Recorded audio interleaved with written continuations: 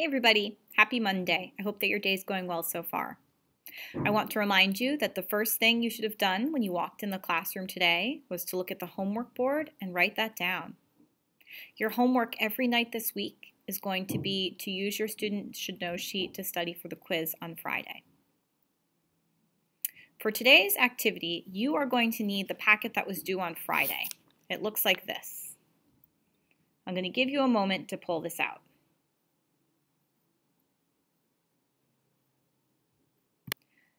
So the first thing I would like you to do in class today is cross-check your notes for sections 3.3 through 3.7 with my notes. Together, we'll go through each of the sections. Let's start with section 3.3. The topic for this section was all about creating a stable food supply. During the Paleolithic age, we know that people wandered from place to place, hunting animals and gathering plants for food. This lifestyle is known as a nomadic way of life. Some of the problems with obtaining food this way were that the food supply was not stable, it wasn't dependable, and hunting was dangerous. So a lot of people died from injuries that they sustained while hunting, and people were often relying on the environment to make sure that there was enough food for them to eat, but they really had no control over that. Neolithic people learned to grow their own food by collecting and planting seeds from plants. And we know from the Natufians documentary that they began to collect seeds from wild wheat and barley and plant those. Neolithic people also learned that they could raise animals for their own purposes. For example, they raised sheep, goats, and cattle for meat. They also used goats and cattle to provide milk, and even mules, which could carry heavy loads and pull plows. We call farming and domesticating animals agriculture. Agriculture is the business of growing crops and domesticating animals. The invention was so important because it finally gave humans some control over their food supply. We call this a stable food supply. As a result of agriculture, humans also started to make permanent shelters. We know that in the Paleolithic age, people lived in caves or in rough tent-like structures. These shelters were temporary because Paleolithic people were nomads and they had to move often. They weren't going to spend so much time building a shelter that they knew they would abandon after a few months. In the Neolithic age, people used mud bricks packed together to build round or rectangular houses. Sometimes they would even use heavy stones or tree branches to add to the mud, which would strengthen the walls and the roofs of those houses. Inside the houses, Neolithic people built places to store food, oftentimes in the floor. They also dug pits for cooking in the floor. Homes gave people protection from harsh weather and also from wild animals. Because people now had permanent homes, they lived a more comfortable lifestyle and they could cook their food in new ways. Permanent shelters also gave people the opportunity to settle together in large communities. Here are some pictures of recreations of Paleolithic homes. The development of agriculture also led people to establish communities. In the Paleolithic times, communities were really small. People generally traveled in bands of 20 to 60, and we know that they lived a life on the move, wandering from place to place in search of food. People didn't live in very large communities because they were on the move and because there were smaller families. There wasn't a lot of food to go around. In the Neolithic age, when people began to live in communities, it helped them to live more efficiently. They could divide up the work of producing food and other tasks, and folks could get really good at specific tasks. We'll talk more about that later. Working together in communities gave Neolithic people more time and energy for other activities. This in turn caused their lives to become more comfortable and safer because they now could spend time thinking about how to defend themselves against enemies more easily. They also had time to make weapons, develop strategies, things like that. The establishment of communities was so important in the Neolithic age because people learned to be organized and efficient.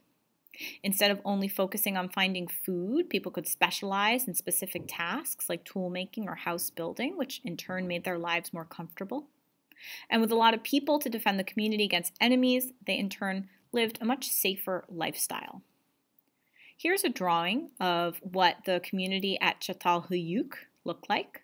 And as you can see here, many of the homes are connected. We can really see that these people are living together in a community. And I also want you to notice that the outer walls of the homes are protected, so that people were protected within the community. Agriculture also led people to develop new jobs. In Paleolithic times, people didn't really have jobs. The most important job was finding enough food to survive. But in Neolithic times, people could start having specialized forms of labor. For example, in Çatalhöyük, besides farming, there were people who took up weaving, basket making, tool making, and even trading. We even see evidence that Neolithic people would decorate pottery or polish stones, and doing these things really has nothing to do with survival, but it shows us that the Neolithic folks had time to really focus on making their surroundings more beautiful. The development of different jobs was important in the Neolithic age because it inspired workers to improve their skills. It led to newer and better ways of doing things and also added greater variety to community life. Think about today. Specialization of labor is really important in our society, right? Different people have different jobs. They get really good at those jobs, and that's what helps our society to run. The development of agriculture also led to trade. In Paleolithic times, we don't see a lot of trading. Paleolithic people mostly used plants, animals, and other resources that they could find nearby, but they didn't travel to share these resources with others. Neolithic people began to trade so that they could get resources that they didn't have in their own areas. They liked to trade for materials that would improve the strength and beauty of the things that they made, materials that they may not have had nearby in their own communities. Traders would travel hundreds of miles to find these materials. They crossed mountains on foot, they rode donkeys across deserts, they even sailed across the Mediterranean Sea. The growth of trade was so important for Neolithic people because it helped them to have access to more resources. Additionally, it brought people into contact with folks from other places, which helped to spread ideas and knowledge. One resource that was widely traded in the Neolithic age was obsidian, which is that black volcanic rock that we've talked about. This is a picture of an axe that is made from obsidian.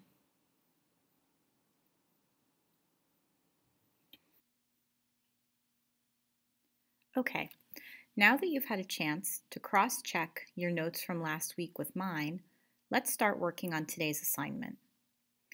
Open up your color folder, and inside you'll find a paper that looks like this. It says Neolithic Revolution Comic Assignment. I'll give you one moment to take it out.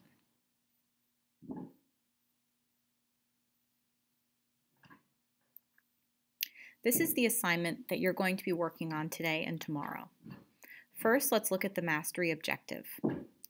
It says students will create a series of comics about the Neolithic Revolution that show the major ways that people's lives changed as a result of the invention of agriculture. Criteria for success. Your comic includes one separate comic page for each of the following topics: creation of permanent shelters, establishment of communities, development of new jobs, and development of trade.